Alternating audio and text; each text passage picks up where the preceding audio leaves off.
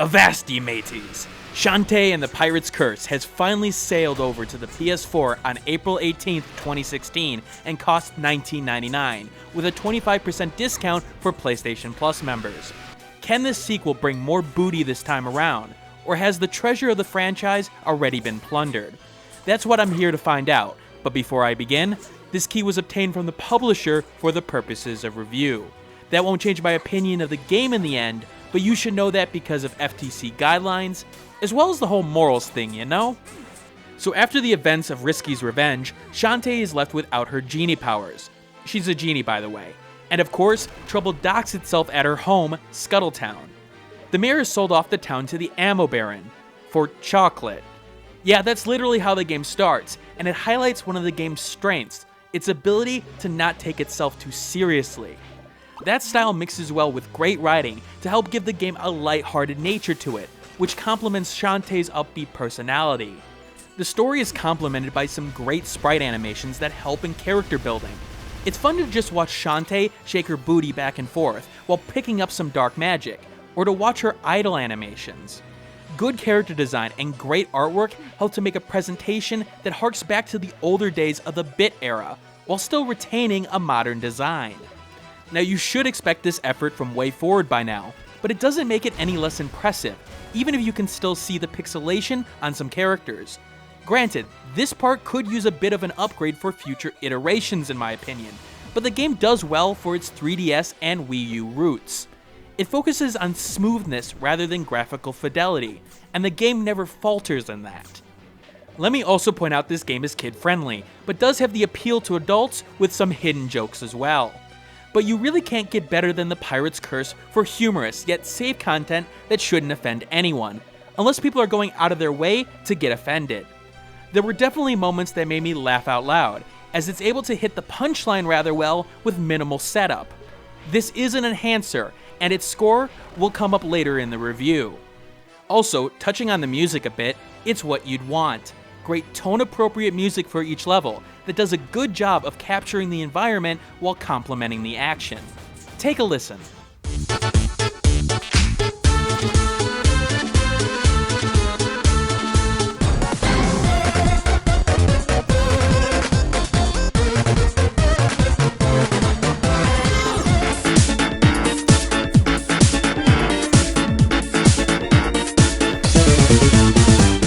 Getting back to the story, one thing leads to another, and Shantae finds herself working with Risky, her rival, and Bowser to her Mario. The two need to steal away the deadly pirate and his curse that could spell gloom and doom to the land, so a reluctant yet workable partnership is born. Older characters make small appearances along the way, but this is and always will be Shantae's stage. Shantae's slim physique could also be applied somewhat to the gameplay here, because it's Metroidvania light. It's no Symphony of the Night, as it takes you about 8 hours to complete the main story, with an additional couple added on if you want to go the extra mile for completionist's sake. But price-wise, it does fit the bill, as the quality of the content here is better than other games you'd find on Steam for equivalent price points, at least without a huge discount thrown at it. Shantae's main attack has her whipping her hair at the enemies like Simon Belmont's whip. And before you say, how the hell can hair kill enemies? You obviously haven't been attacked by someone with long and wet hair, like a certain friend of mine liked to do.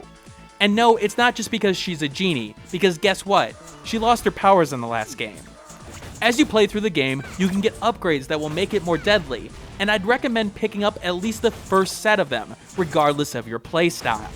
Because her genie powers are locked away, Shantae is completely reliant on her new human body, and the upgrades she'll find along the way.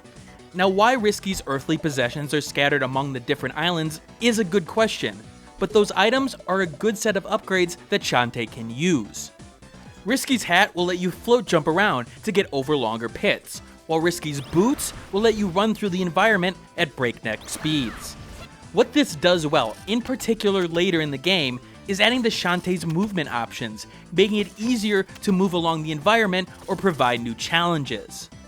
Control-wise, the game is great. You've got enough control as Shantae to stop to avoid the environment's various traps down to the pixel level, and all the controls feel natural here on the PS4. Control stick versus control pad didn't really show any weaknesses in either of them, and all the button selections make sense, even if you get confused with them at times.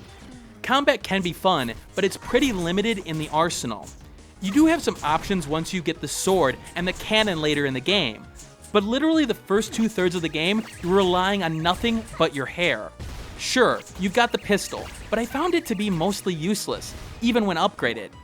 Now granted, the precision of hitting people with Shantae's hair was good at times, but it did lose a bit over the entire trek that Shantae goes on. It just needed a bit more variety and a bit more oomph. Now, bosses definitely help this, but they are the pattern type bosses, where you have to hit a specific weak spot with your newly gained item, and then just avoid the damage he's throwing at you. Nothing too mind-blowing here. It worked as a good change of pace, but nothing really more than that. If you're looking for deep combat complexity, you're not finding it here, and thus, apply a dehancer at the end of this review. The game's best attribute is its hidden puzzle mechanics regarding the use of your items. The game will throw a situation now and again that will stump you, and make you think about how you use your current inventory to get through the area. Usually it has to do with the last item you've got, but that moment when you realize what you need to do will either be a eureka moment, or a moment in which you feel way too old and want to chug a gallon of ice cream.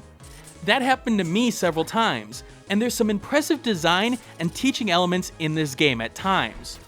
Note how I say at times. Metroidvania-wise, it is fun to explore the islands the first time around. They usually have some new element you haven't come across yet, and each of the locations feel distinct and interesting. Good variety here, and it helped keep the pace of the game up. And that dreaded Metroidvania word, there's some backtracking in the game. While new skills make it easier to set a course on that one place on the map that you haven't gotten to, it can get a little bit repetitive at times, especially because there's no warp points, although there is usually a shortcut or two you can take advantage of with your new skills. And those shortcuts can be fun to find, especially when you do it on complete accident. However, it doesn't help at times that you will have to mindlessly wander around to figure out what the game wants you to do next. If I have one thing to say, pay attention to every element of the game. That one coffin that was weirdly out of place at the start of the game, yeah, it's going to make a difference later on. And if you forgot about it, well, sucks to be you. You'll be scrambling for a guide rather quickly in that case. Difficulty-wise, the game does a good job of providing an appropriate ramp-up on the challenge, but the early game does start off very slow. You won't have trouble for the first few levels, but the game finally gets going, and you'll be jumping around like a monkey trying to avoid enemies left and right. And sadly this time around, Shantae can't actually turn into a monkey in this game. However, there will be sudden spikes in difficulty that I need to talk about. But before I do that, this game gets enemies that will hit a lot harder in the later game, but you can still run by a lot of them if you pick up enough health items.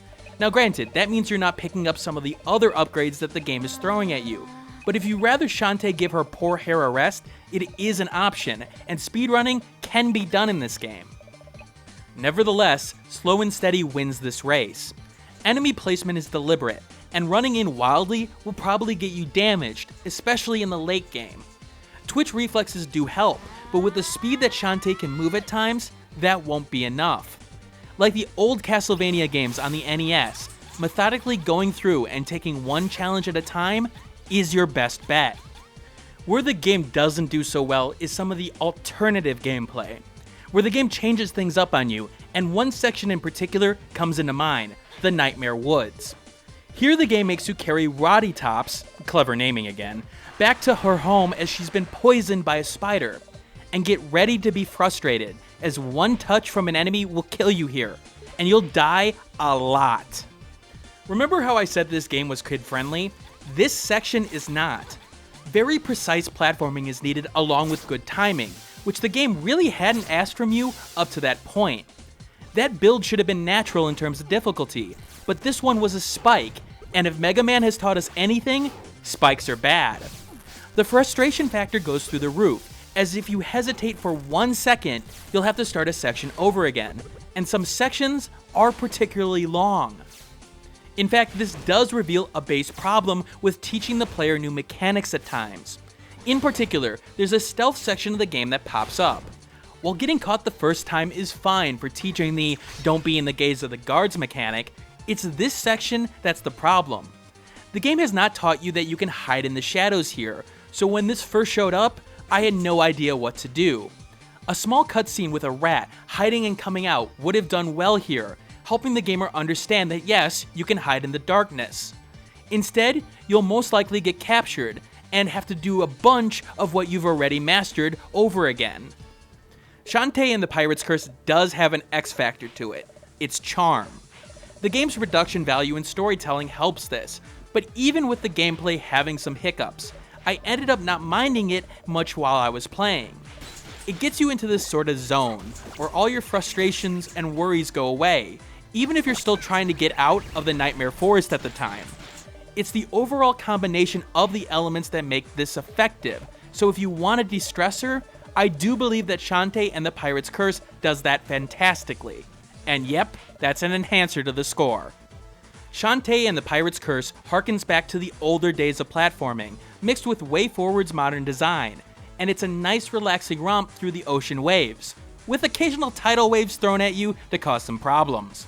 Its presentation is great, while its gameplay stumbles, but it hits a solid 78 on my buyability scale, meaning that those who love the genre will want to purchase it, but others will want to wait for a sale. But like always, that doesn't take into account the enhancers listed here. If any of the enhancers are ones you strongly identify with or require out of the game, then apply the score adjustment to get the final score. It's there to match the game with the gamer in question, as we're all unique in our wants when it comes down to it. As some of us are belly dancing genies that have deadly split ends, while others are zombies looking for a good brain to munch on, even if they're a friend in the end. Anyway, thanks for watching, and remember, always strive to be the best at what you do, even if it's being a filler boss. Thanks for watching. Like the video, share it with a friend, and subscribe if you want more content like this. In the description below, you'll find the Steam review accompanying this vid, along with social media that you can follow me on, Twitter, Google+, and Facebook groups. And if you want to support the channel, click that Patreon on the left of the screen. And remember, keep on gaming.